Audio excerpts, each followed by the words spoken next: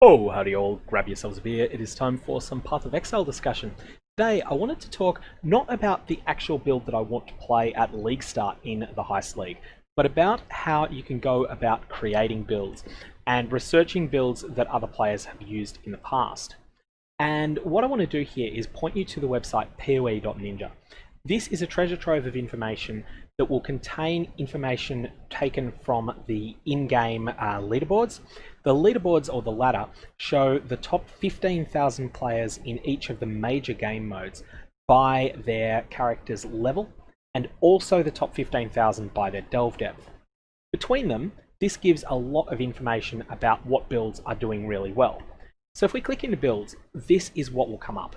This is the standings as of the end of the Harvest League. At least that's what it will be if you're viewing this like I am in the last few hours before the Heist League starts. And at this point, this is absolutely dominated by very high-level characters. Also, it's dominated by characters who tend to be decked out in incredible gear. So you'll see here that a full 25% of players on this leaderboard have a headhunter. One of the most expensive, in fact, the most expensive unique item in the game at the time of the end of the Heist League. So what we're going, the end of the Harvest League. What we're going to do is instead look at an earlier snapshot of the Harvest League. We're going to go back to day 4. I'm picking day 4 because it's a period where there's basically no headhunters in the league. There's basically no one that's running around with a really high-end geared character. So you'll see that there's almost no Watcher's Eyes being used by the top 15,000 characters. In fact, there may be absolutely none. Let's have a look and see. Oh no, 1% of people had a Watcher's Eye at this point. 210 people had them. But essentially, the genuinely rare items are very rare at this point. And this gives us a treasure trove of information as to what's available. So this can be a starting point if you're playing a tried and tested build. So in my case, I'm intending to play a Glacial Cascade Miner. So what I would do is I would go, okay, let's search for people who are playing Glacial Cascade, and let's search for people who are supporting it with one of the mine supports. Well, we can just do that by selecting here. So at this point, we've got only players who are running Glacial Cascade as a 5+ link skill, and who are casting Glacial Cascade linked to something that makes it into a mine. And then this gives us a list of 22 characters that were having some success, a degree of success with that. They were level 90 on day 4 of the Harvest League. However, that only works if you're playing a skill that is either unchanged to the Harvest League or mostly unchanged. So for instance, you could do this to look up information on Glacial Cascade, because even though it's being reworked considerably, it's still going to be fundamentally the same skill. It's still fundamentally scaling the same way. But if the skill was incredibly unsuccessful in the last league, and let's bring up one of those. Don't play Firestorm, by the way. I don't think it's any good. But almost no one was playing Firestorm, and the people that were didn't even have a 5-link at this point. So they may have been using it as a support skill on a Fireball build or something like that. Needless to say, I don't think that you want to play around with skill. I don't think you're going to get much information there. But most of the skills that have been overhauled, or most of the new skills, are at least somewhat similar to an existing skill. So let's say that you want to play Crackling Lance in the new league. Well, what's the most similar skill to Crackling Lance that was available in the Harvest League? There is a lightning damage skill that has rewards for sometimes for self-casting it, and that is Arc. So what we're going to do is we're going to look at the most similar skill and look at the players that had a 5+ linked Arc, and we're then going to remove the ones that are indirectly casting Arc. So we're only interested in people whose 5-linked Arc is cast normally, so it's self-cast. At this point, we're down to 61 characters, but we can get more information than that. So this is the 61 players that had the highest character level amongst Arc players. So this is of the 15,000 highest level characters, the 61 of them that were using Arc. So that's some information. Next up, we can instead look at the people who got furthest in the Delve mines. And on this metric, there's 73 characters that were using Delve as a self-cast skill. One thing that's very important is that the Mistress of Sacrifice node in the Necromancer Ascendancy was nerfed, and this was used a lot by self-cast builds. So what we're going to do is we're going to remove Mistress of Sacrifice from the equation. We do that by left-clicking it, which firstly makes us select only those builds that do have Mistress of Sacrifice, and then by clicking this minus sign. And this now filters all of the builds that use Mistress of Sacrifice out of the equation. So now we have 47 characters that we can consider. Our first option is just to have a look at them. Let's say this Urchimeg, they're playing an assassin. Let's have a look at their build. Now we can see they've gotten lucky. They've gotten an early Void Battery.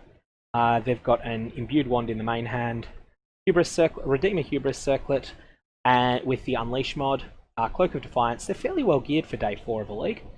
And you can see here, what flasks are they using? Oh, they're using Cinder Swallow. They're using a Diamond Flask still. They're using a Sulphur Flask of Warding, a single Life Flask, single Mana Flask. What sort of Cluster Jewels are they using? At the moment, they're only using a small Cluster Jewel, and it's a Mana one. That's something that is a little bit unusual. But let's have a look at how they've supported their Arc, and now you'll see that they're an Archmage build.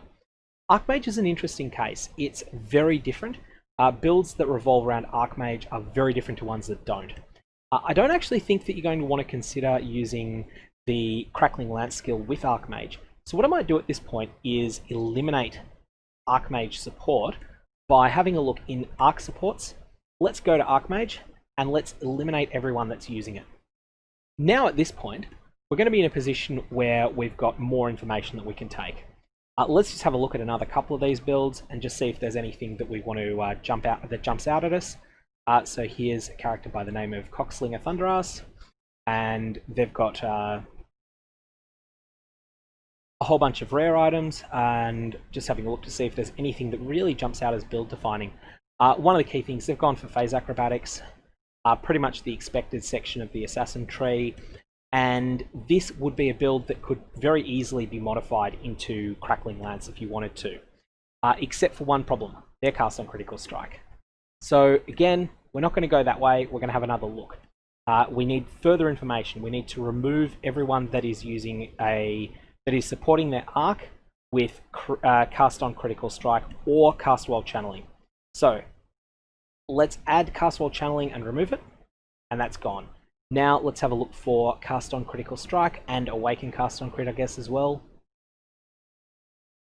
And oh, do I see none there?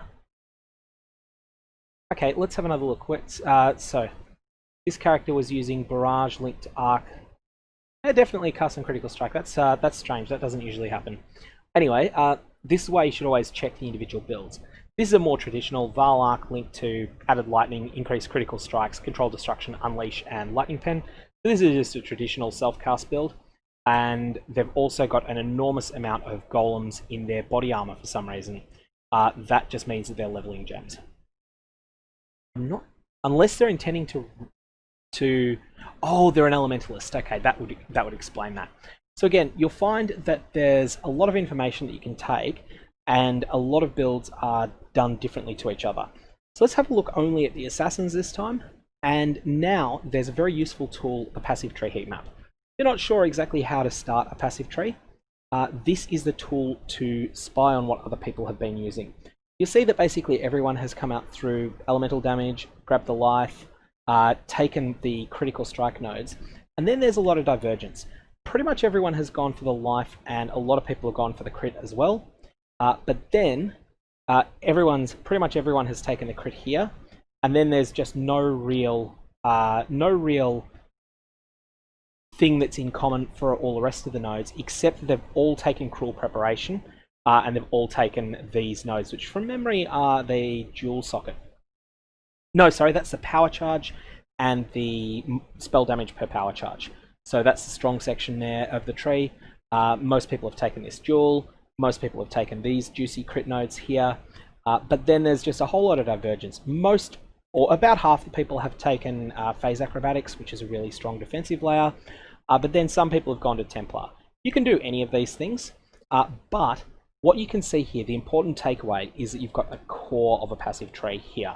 These are the parts that are considered essential, because basically everyone that's done well on this type of build in the past, Assassin, Self-Cast, Arc, has taken this same start.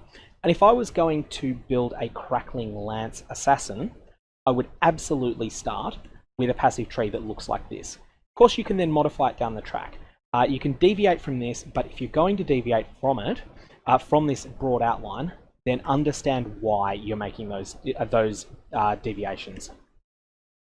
So that's how you can look up builds that have done well in the past and modify them to fit a new skill.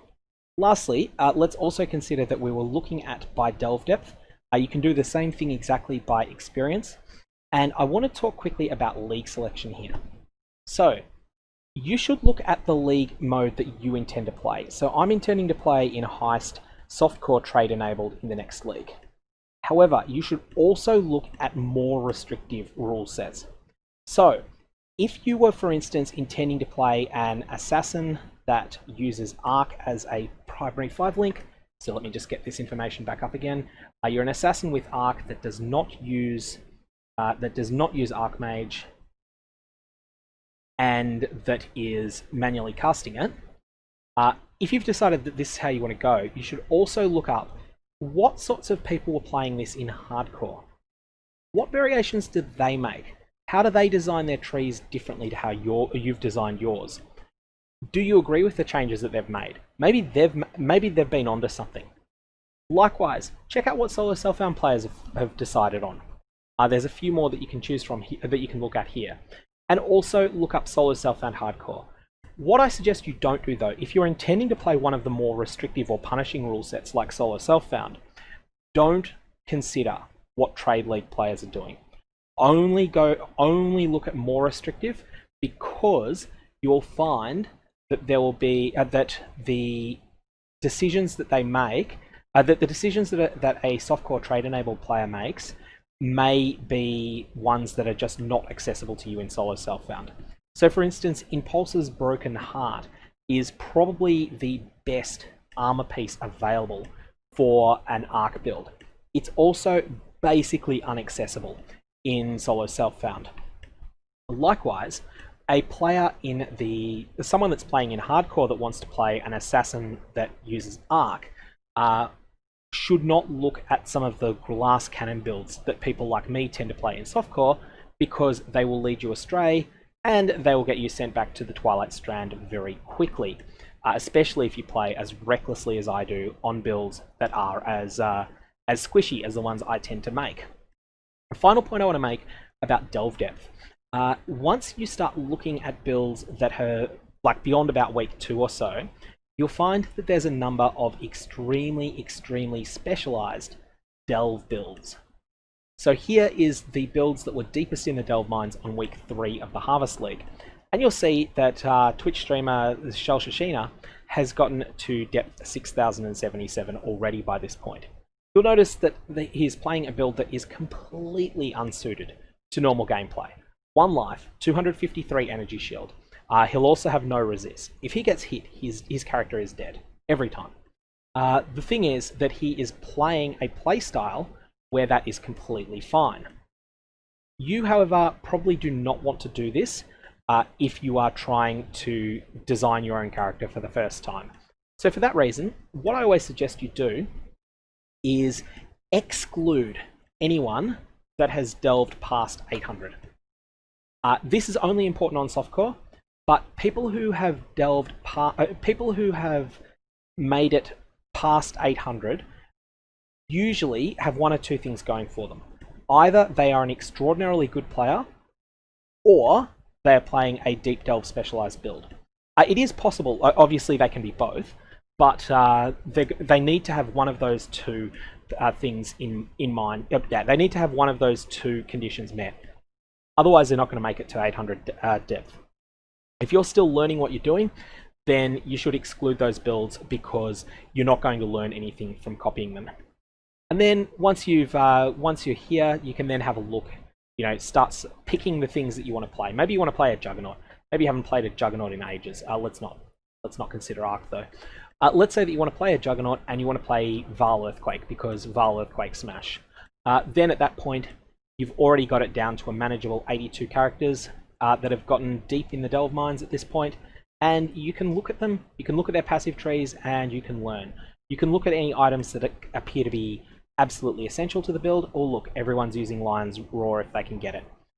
You can also have a look and see what sort of supports are popular. Fortify, less duration. Everyone's using less duration. This is an unusual support gem, but for Earthquake, it is genuinely the best one. It is genuinely one of the best, so therefore it is right to use it. And you should have a look at all of these and make a decision. Am I going to go with the majority, or am I going to deviate? And if you deviate, have a good reason. Anyway, hopefully that is of use for you in designing your own builds for the start of the Heist League. I'm intending the league start probably with a Glacial Cascade Miner. I will get up an introduction to that at some point later on, probably in the next 24 hours, maybe in the next 12. And then after that, I'm also thinking of putting up some sort of attempt at a Crackling Lance Assassin, which will of course have a very disturbing name of the Arse Crack Lancer. If you've got any comments or questions though, definitely fire away below. Otherwise, I'm going to leave it there, and I hope you have a good one.